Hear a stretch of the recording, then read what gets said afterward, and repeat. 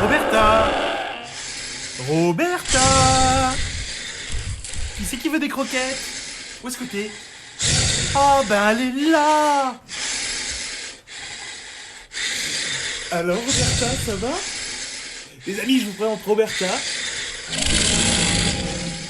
Du capitaine. Je vous présente Roberta, c'est un bébé tyrannosaure. Voilà. Elle est toute gentille, elle va manger les croquettes et puis bah nous on va faire une vidéo sur le tyrannosaure forcément, sinon un tyrannosaure qu'on a là, sinon si avec une vidéo sur les dindons, j'aurais mis un dindon. Je crois que les dindons. Calme-toi quand même. Dindon, dinosaure, c'est un peu lié quand même. Mais bon, allez Roberta, qui c'est qui veut des croquettes? Hein? C'est une bonne fifi ça, hein? Allez viens.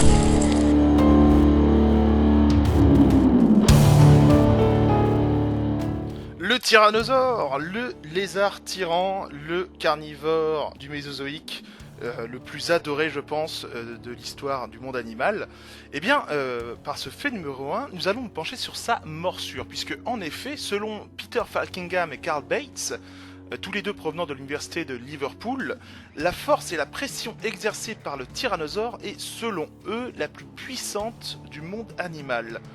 Entre 35 000 et 57 000 newtons, soit une pression en kilos de 3500 à 5700 par centimètre carré. En comparaison, le crocodile, lui, arrive à peine à une moyenne de 22 000 newtons. Sachant qu'il faut, pour briser un os humain, un minimum de 150 kg de pression par centimètre carré, eh bien, le tyrannosaure n'aurait eu aucun souci. Et pour le fait numéro 2, eh bien nous partons sur les origines du tyrannosaure, on va fouiller la Terre, puisque c'est en 1902 que le premier squelette de tyrannosaure, grandement incomplet néanmoins, fut découvert par Barnum Brown dans la région du Montana, plus précisément dans la région de Hells Creek. Il faudra attendre 1993 pour retrouver une première empreinte du géant au Nouveau-Mexique, et pour finir, le premier squelette quasiment complet fut mis à jour par la paléontologue Sue Hendrickson, et cette dernière, eh bien, elle lui donnera son prénom, tout simplement. Et pour ce fait numéro 3, eh bien, on va se pencher un petit peu sur les habitudes alimentaires du tyrannosaure. En 2015, le scientifique Matthew McLean aurait trouvé dans les restes d'un tyrannosaure des traces indiquant que notre lézard tyran préféré aurait eu parfois l'habitude de dévorer ses propres congénères. Eh bien, c'est un trait que l'on peut retrouver également chez le Majungasaurus par ailleurs, il faut le savoir. Et pour ce fait numéro 4, eh bien, un peu de polémique. Alan Grant avait tort. En effet, dans Jurassic Park, le Dr Grant, souvenez-vous, affirme que le tyrannosaure ne pourra pas le voir s'il ne bouge pas.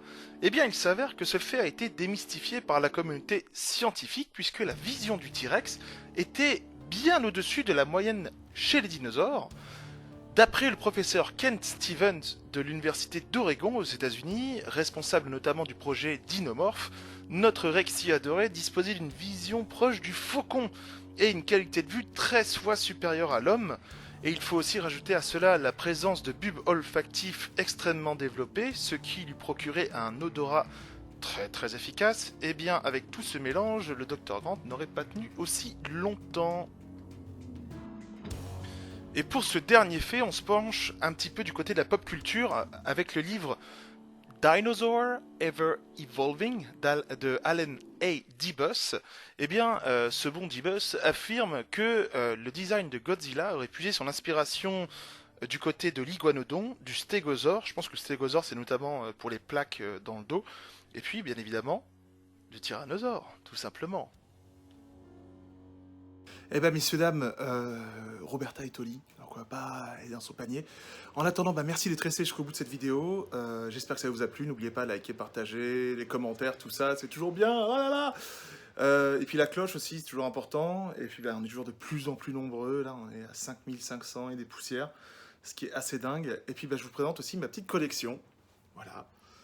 L'Indoraptor, le T-Rex de 2018, le bébé T-Rex de 93 et le tyrannosaure de 97, le Kenner avec la peau un petit peu molle. Donc voilà, je voulais juste vous les présenter. Puis bah merci d'être resté jusqu'au bout.